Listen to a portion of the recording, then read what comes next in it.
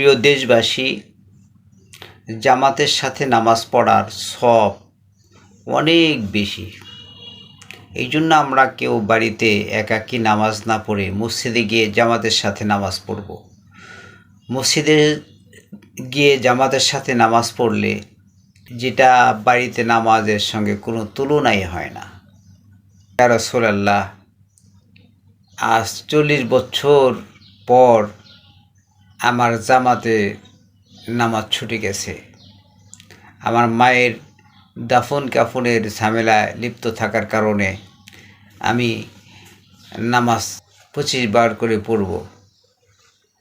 তখন হুজুর পাক সাল্লাল্লাহু আলাইহি সাল্লাম বলেন, হে সাহাবী, তুমি এই নামাজকে 25 বার কেন, 50 বার করেও যদি পড়ো তাহলে জামাতের সওয়াব পাবে না।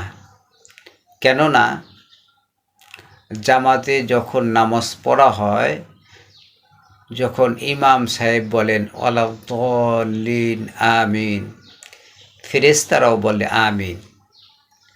যার আমিনের সাথে ফেরেশতাদের আমিন বলা মিলে যায়, আল্লাহ পাক তাকে মাফ করে দেন। তুমি সব কিছুই করতে পারলে, কিন্তু ফেরেশতাদের আমিন তুমি কোথায় পাবে? অতএব যত বারবারই নামাজ পড়ো না কেন, জামাতের সমান সব তুমি কখনোই পাবে না। এই জন্য জামাতে নামাজ পড়া আমাদের অমূল্য একটা সম্পদ।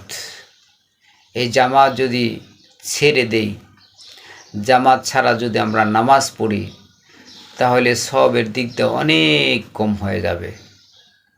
এক তো মসজিদে যাওয়ার সময় প্রত্যেক কদমে কদমে যেই নেকি, এর থেকে বঞ্চিত হয়ে যাব।